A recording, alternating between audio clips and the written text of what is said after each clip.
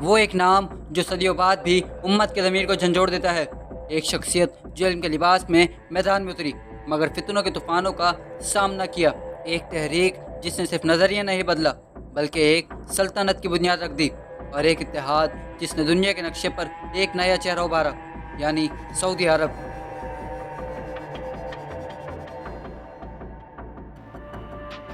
یہ ہے داستان محمد بن عبد الوہاب کی، جسے کوئی اسلام کا سچا سپاہی مانتا ہے تو کوئی اسے نفرت اور تنگ نظری کا پرچم بردار کہتا ہے، مگر سچ ہے کیا؟ چلیے جانتے ہیں ایک ایسی حقیقت جو برسوں سے پردوں میں چھپی ہوئی ہے۔ اگر گردن جھکے گی تو انسانیت کے رب کے سامنے جھکے گی، اگر تکلیف میں پکارا جائے گا تو عرش والے اللہ کو پکارا جائے گا، اگر مدد مانگی جائے گی تو اللہ سے مانگی جائے گی۔ نہ اللہ کی ذات کا کوئی شریک بنایا جا سکتا ہے، نہ اس کی صفات کا شریک بنایا جا سکتا ہے، نہ اس کی عبادت کے شریک بنایا جا سکتا ہے۔ السلام علیکم، مجھے شان شبیر کہتے ہیں اور میں ایک ایسا طالب علم ہوں جو تاریخ کے گرد و غبار میں چھپے سچ کو تلاش کرنے کا شوق رکھتا ہے۔ ہماری ویڈیوز کا مقصد نہ کسی کی دل آزاری ہے اور نہ ہی کسی مسلک یا شخصیت کو نشانہ بنانا۔ ہم صرف تحقیق، حقائق اور تاریخ کی روشنی میں وہ سوالات سامنے لاتے ہیں جو اکثر نظر انداز کر دیے جاتے ہیں۔ اسی نیت کے ساتھ ہم نے اس سے قبل اعلیٰ حضرت پر بھی ایک مکمل ڈاکومنٹری پیش کی، جسے آپ شان شبیر آفیشیل یوٹیوب چینل پر دیکھ بھی سکتے ہیں۔ آج کی ویڈیو بھی اسی سلسلے کی ایک کڑی ہے، جہاں ہم شخصیت پرستی سے ہٹ کر سچ کی روشنی میں تاریخ کو سمجھنے کی کوشش کریں گے، کیونکہ ہمیں یقین ہے کہ سچائی کبھی نقصان نہیں دیتی، بس اسے سننے کا حوصلہ ہونا چاہیے۔ 1703 عیسوی کا سال تھا۔ جزیرہ عرب کے سینے پر واقع نجد کے ایک چھوٹے سے قصبے اینیا میں ایک بچہ پیدا ہوتا ہے جس کا نام رکھا جاتا ہے محمد بن عبد الوہاب۔ ان کے والد شیخ عبد الوہاب علاقے کے ایک معزز عالم تھے جنہوں نے اپنے بیٹے کو دینی تعلیم کی روشنی میں پروان چڑھایا۔ محمد بچپن ہی سے نہایت ذہین، سنجیدہ اور سوال کرنے والا ذہن رکھتا تھا۔ وہ صرف علم حاصل کرنے پر پایا نہیں تھے بلکہ ہر چیز پر غور و فکر کرتے، تحقیق کرتے اور دلیل سے بات کو سمجھنا چاہتے۔ ابتدائی تعلیم کے بعد انہوں نے مختلف اسلامی مراکز کا سفر کیا، مکہ، مدینہ، بصرہ، بغداد اور شام کے مدارس، جہاں انہوں نے فقہ، تفسیر، حدیث اور عقیدے جیسے علوم میں گہری بصیرت حاصل کی۔ مگر اس پورے سفر میں ایک چیز جو انہیں بار بار بے چین کرتی رہی، وہ تھی عوام میں پھیلی ہوئی بدعات، قبروں سے وابستہ توہمات اور دین میں داخل کی گئیں وہ رسومات جن کا قرآن و سنت سے کوئی تعلق نہ تھا۔ اسی بے چینی نے ان کے اندر ایک سوال پیدا کیا، کیا یہ وہی دین ہے جو اللہ کے نبی صلی اللہ علیہ وسلم لے کر آئے تھے، یا ہم نے اسے قصے، کہانیوں اور غیر شرعی عقائد کے نیچے دفن کر دیا ہے؟ یہ سوال ہی تھا جس نے ان کے اندر اصلاح کا جذبہ پیدا کیا، اور یہیں سے ایک فکری بیداری کا سفر شروع ہوا۔ تعلیم اور مشاہدے کے اس طویل سفر کے بعد محمد بن عبد الوہاب ایک واضح فکری نتیجے پر پہنچ چکے تھے۔ انہوں نے دیکھا کہ امت مسلمہ کا ایک بڑا طبقہ عقیدے کی اصل بنیادوں سے ہٹ چکا ہے۔ قبروں پر سجدہ، مردوں سے فریاد، تعویذ گنڈوں پر ایمان اور غیر اللہ سے حاجات مانگنے کو مذہب کا حصہ سمجھا جانے لگا تھا۔ ان کے نزدیک یہ سب چیزیں شرک کے دائرے میں آتی تھیں، اور وہ سمجھتے تھے کہ یہ وہی گمراہی ہے جس سے اللہ کے نبی صلی اللہ علیہ وسلم نے ہمیں سختی سے روکا تھا۔ محمد بن عبد الوہاب نے اعلان کیا کہ اسلام صرف اللہ کی عبادت، اس کی توحید اور نبی کریم صلی اللہ علیہ وسلم کی سنت پر عمل کا نام ہے، نہ کہ رسموں، تعویذوں اور قبروں کے چکر کا۔ انہوں نے ایک اصلاحی تحریک کی بنیاد رکھی جس کا مقصد عقیدے کی اصل روح کو دوبارہ زندہ کرنا تھا۔ انہوں نے کھل کر بدعت کی مخالفت کی اور عوام کو توحید خالص کی دعوت دینا شروع کی، لیکن یہ دعوت صرف زبانی نہ تھی، یہ ایک جد و جہد تھی، ایک لڑائی تھی جو ایک فرد کے دل سے شروع ہوئی اور جلد ہی ایک پوری تحریک میں بدلنے والی تھی۔ محمد بن عبد الوہاب کی دعوت اب صرف ایک فکری تحریک نہیں رہی تھی بلکہ ایک ایسا پیغام بن چکی تھی جو پورے جزیرہ عرب میں گونجنے لگا تھا۔ لیکن ہر بڑی دعوت کو اپنے پھیلاؤ کے لیے صرف زبان نہیں، طاقت بھی چاہیے ہوتی ہے۔ اسی موقع پر ان کی ملاقات ہوئی محمد بن سعود سے، دریا کے مقامی حکمران، ایک بااثر سردار جو اپنے علاقے میں سیاسی اقتدار رکھتے تھے۔ یہ ملاقات تاریخ کا وہ موڑ ثابت ہوئی جس نے دین اور طاقت، دعوت اور سیاست، علم اور تلوار کو ایک صفحے پر اکٹھا کر دیا۔ محمد بن عبد الوہاب نے اپنا نظریہ پیش کیا اور محمد بن سعود نے نہ صرف اسے قبول کیا بلکہ اپنی مکمل سیاسی حمایت کا وعدہ بھی کیا۔ اس اتحاد کی بنیاد دو چیزوں پر رکھی گئی، عقیدے کی اصلاح اور سیاسی استحکام۔ محمد بن سعود نے کہا، اگر تم دین کی اصلاح کرو گے تو میں تمہیں تلوار کے ذریعے سپورٹ دوں گا، یوں دین و دنیا کا یہ اتحاد ایک زبردست تحریک میں تبدیل ہوا جس نے آہستہ آہستہ نجد، ریاض اور اطراف کے علاقوں کو فتح کرنا شروع کیا۔ اس تحریک کو اب سے فکری نہیں بلکہ عسکری قوت بھی حاصل ہو چکی تھی، اور یہی وہ لمحہ تھا جہاں سے موجودہ سعودی عرب کی نظریاتی اور سیاسی بنیادیں رکھ دی گئیں۔ هو الأمير ملزمون بمدرسة معينة، يعني مثل مدرسة الشيخ محمد عبد الوهاب هي التي ستفسر هذا القرآن وهذه الأحاديث.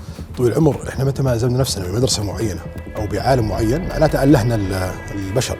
والشيخ محمد الوهاب لو خرج من قبره ووجدنا نلتزم بنصوصه ونغلق عقولنا للاجتهاد ونؤلهه أو نضخمه لأول من عارض هذا الشيء. فلا يوجد مدرسة ثابتة ولا يوجد شخص ثابت.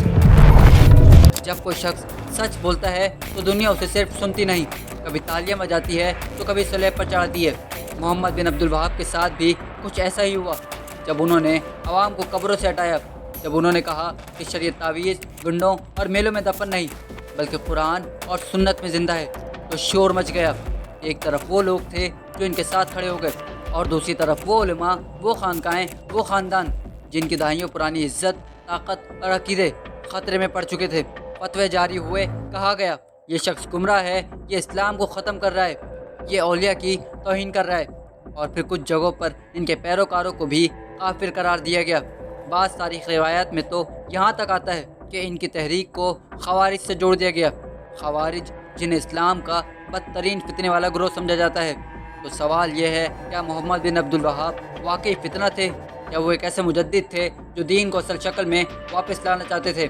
کیا ان کی مخالفت صرف عقیدے کی بنیاد تھی، یا اس معاشی سماجی طاقت کے دفاع میں جو بدعات کے سہارے پنپ رہی تھیں؟ سچ کیا ہے، جھوٹ کیا ہے، یہ فیصلہ ہم اور آپ مل کر کریں گے، ثبوتوں، دلائل اور تاریخ کی روشنی میں، کیونکہ اگر صرف الزام ہی کافی ہوں تو پھر ہر سچ بولنے والا فتنہ کہلائے گا۔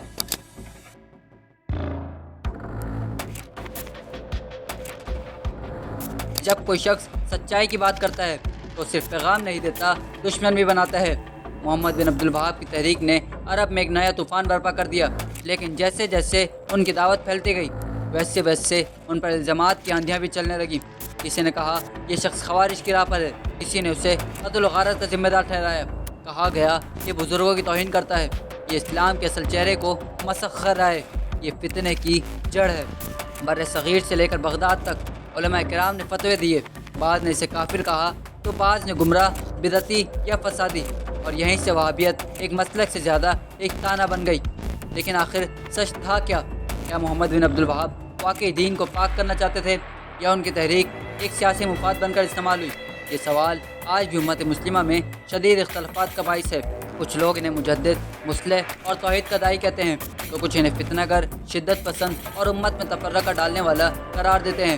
مگر جو سب سے بڑا المیہ ہے وہ یہ نہیں کہ اختلاف ہوا، بلکہ یہ کہ آج ہماری زبانوں نے خنجر پکڑ لیے ہیں۔ آج کے دور میں بھی علماء ایک دوسرے کے خلاف مورچہ تنے، کبھی یوٹیوب پر جھگڑے، کبھی ممبروں سے گالی گلوچ، کبھی فتوے، کبھی دست و گریباں۔